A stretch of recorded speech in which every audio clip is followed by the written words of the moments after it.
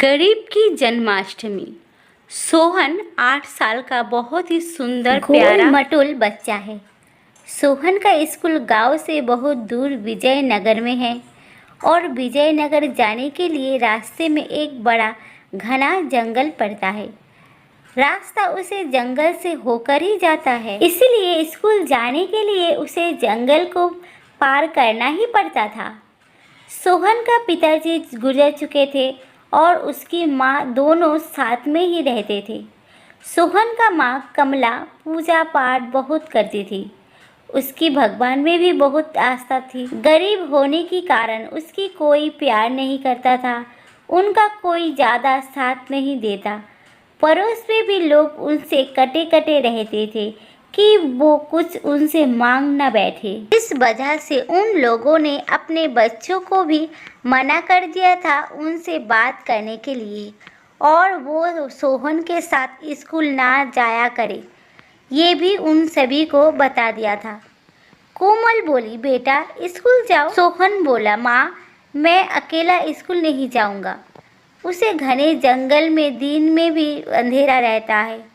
बहुत से जानवरों का भयानक आवाज़ सुनकर मुझे बहुत डर लगता है। कोमल सोच विचार में पड़ गई। उसे एक तरकीब सूझ गई। मानसिक बल देने के लिए उसने अपने बेटे सोहन से कहा कि बेटा तुम्हें डरने की ज़रूरत ही नहीं है। जब तुम जंगल से होकर जाना तब तुम वहाँ जो गोपाल भैया रहते हैं ना, उसको बुला लेना। सोहन बोला, अच्छा माँ, पहले तो तुम कभी नहीं बताया था। तो कमल बोली, तुझे ज़रूरत कहाँ पड़ी थी? सोहन ने सोचते हुए कहा, हाँ ये बात भी है। सोहन खुश हो गया और उसने स्कूल के लिए तैयार होने में ज़रा भी देर नहीं की और माँ से बोला, अच्छा माँ, तब तो मैं भागता हुआ जाऊँगा, और कितनी जल्दी जाऊँगा स्कूल। ऐसा कहकर सोहन नन्हे नन्हे कदमों से भागता हुआ स्कूल चला गया। जंगल में पहुंचते उसे डर लगने लगा। तब उसने जोर जोर से गोपाल को पुकारने लगा, गोपाल भैया कहाँ हो तुम? आओ देखो, मुझे डर लग रहा है। गोपाल भैया, लेकिन वहाँ कोई नहीं आया। गोपाल को पुकारते पुकारते सोहन का गला रूंधने लगा और वो रोने लगा। उसके सामने की झाड़ हटाते हुए गोपाल हाथ में गेंद लिए हुए वहां आ गए। सोहन उसे देखकर खुश हो गया।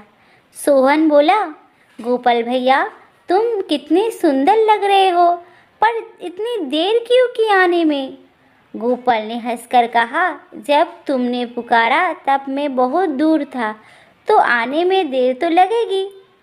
सोहन ने, अभी तो बहुत समय है, तुम इतनी जल्दी स्कूल जा रहे हो, आओ हम और तुम थोड़ा खेलें। सोहन खुश होकर बोला, हाँ गोपाल भैया। गोपाल ने और सोहन ने खूब गेंद खेली। फिर गोपाल ने कहा, अच्छा ठीक है सोहन, तुम्हारे स्कूल का समय हो गया है, चलो दौड़ लगाते हैं, कौन जीतता है? तब सोहन ने बोला, लेकिन तुम ज़्यादा तेज मत भागना। दौड़ हुई, सोहन भागा, गोपाल को पकड़ना था। सोहन ने गोपाल को पकड़ लिया। गोपाल की हार हुई। गोपाल बोला, लो मैं तो हार गया, देखो तुम्हारा स्कूल भी दिखाई देने लगा। तुम जाओ, मैं भी देखता हूँ मेरी गैया इधर उधर नहीं भटक गई हो। ऐसा कहते हुए गोपाल भैया चले गए। स्कूल से लौटते समय गोपाल भैया फिर आ गए और सोहन के साथ खेलने लगे। बाद में उन्होंने उसे जंगल के बाहर पहुंचा दिया, खुद कहीं जंगल में गुम हो गए। अब रोज स्कूल जाते समय गोपाल जंगल में आकर सोहन के साथ गेंद खेलता, उनकी बांसुरी सुनता। हर साल की तरह जन्माष्टमी भी आ गई। स्कूल में बहुत शानदार होने वाला था। गुरुजी ने बच्चों से कहा, बच्चों अपने घर से दूध, दही, घी, रुपए जो भी बन सके लाकर सहयोग करना। आपकी जन्माष्टमी का उत्सव बड़ा धूमधाम बनेगा स्कूल में। और सुन सोहन, तू भी कुछ लाना, हमेशा तू ही कुछ नहीं लाता, पर खाने के लिए मुंह फैल कर चले आता है। सब बच्चे सोहन की हंसी उड़ाने लगे और कहने लगे, ये कहाँ से लाएगा भीख मंगा। अपमान के कारण सोहन रोने लगा। वापस घर जाते समय उसने गोपाल से कहा, थोड़े दिन बाद जन्माष्टमी आने वाली है। गुरुजी ने दूध मंगवाया है। मेरे यहाँ तो गाय नहीं है, तो बताओ मैं दूध कहाँ से लाऊं? तुम्हारे पास तो इतनी सारी गैया है, तुम मुझे थोड़ा सा दूध नहीं दे सकते क्या? गोपाल ने हंसकर कहा, तो तुमने मुझे बताया कहाँ था? जन्माष्टमी के दिन भी आ गया। गोपाल ने छोटी सी मटकी सोहन को दी और कहा, जाओ ये मटकी ले जाकर अपने गुरुजी को दे देना। सोहन प्रसन्न होकर वो मटकी लेकर स्कूल पहुंचा। स्कूल में तो बड़े बड़े बर्तन रखे हुए थे। सब बच्चे भारी भारी बर्तनों में दूध ला रहे थे और दूध उससे बड़े बड़े बर्तनों में उड़ल जा रहा था। दूध, दही, घी देने वालों में तो लंबी लाइन लगी हुई थी। इन सब में छोटा सा बच्चा सोहन बहुत देर से खड़ा था, लेकिन गुरुजी उसकी मटकी से दूध उड़ल ही नहीं रहे थे। धूप में खड़े खड़े उसका चेहरा लाल पड़ गया था, लेकिन गुरुजी हर बार उसे डांट देते, चल पीछे जा। और पीछे बड़े बड़े बर्तन वाले लोग आते। गुरुजी हंसते हुए आदर से उनके बर्तन थाम लेते। सोहन एक किनारे खड़ा बार बार कह रहा था, गुरुजी मेरा भी दूध ले लो। गुरुजी उसके डांट देते और कहते, अरे रुक जा, जरा सी लोटे की तरह मटकी लिए खड़ा है, हमारा भी दूध ले लो। गुरुजी ने उसे अनदेखा कर दिया। अपमान के मारे सोहन की आंखों में से आंसू आने लगे। ये देखकर गुरुजी झुंझलाते हुए बोले, तेरा भी दूध डाल देता हूँ। ऐसा कहकर उन्होंने एक झटके से सोहन के हाथों से मटकी ले ली। आंखों में आंसू आ गए सोहन का और उसे बर्तन में उड़ेला। धीरे धीरे पूरा बर्तन दूध से भर गया, लेकिन मटकी खाली नहीं हुई। उन्होंने दूसरे बर्तन में दूध उड़ेला, वो बर्तन भी भर्ती हो गया। वे मटकी तभी खाली नहीं हुई।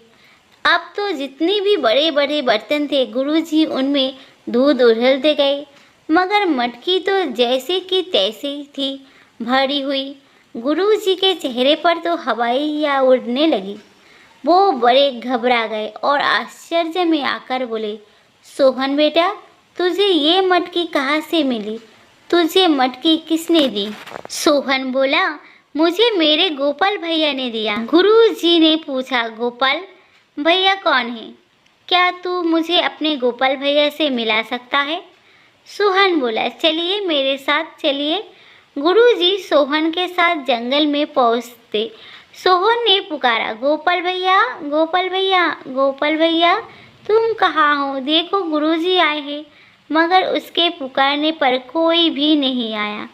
गुरुजी ने मोहन से कहा, यहाँ तो कोई नहीं आया, तुम झूठ बोल रहे थे। सोहन फिर रोते हुए पुकारने लगा, गोपाल भैया, गोपाल भैया, तुम सामने क्यों नहीं आते हो? देखो गुरुजी कह रहे हैं मैं झूठ बोल रहा हूँ। घने जंगल से गूंजती हुई एक आवाज़ आई, बेटा सोहन, मैं तुम्हारे सामने आ सकता हूँ, पर तुम्हारे गुरुजी के सामने नहीं आ सकता हूँ। तुम्हारे गुरुजी के पास ज्ञान तो है, पर उनके मन में प्रेम नहीं है। मैं किसी भी दुनियादारी की छल कपट प्रबंध के सामने नहीं आ सकता हूँ। गुरुजी सर झुकाए शर्मिंदा होकर वहाँ से वापस लौट गए। सोहन अपने घर पहुँचा तो वहाँ का माहौल देखकर दंग रह गया। उसकी झोपड़ी नहीं बल्कि एक खूबसूरत सजा हुआ घर था। सामने एक सुंदर गाय बंधी थी। अंदर से एक पकवान की सुगंध आ रही थी। सोहन की माँ अच्छे अच्छे कपड़े पहने पूजा की थाली की तैयारी कर रही थी और सोहन के लिए भी सुंदर सुंदर कपड़े रखे थे। सोहन की माँ कोमल बोली, तेरे गोपाल आए थे, वही ये सब करके गए।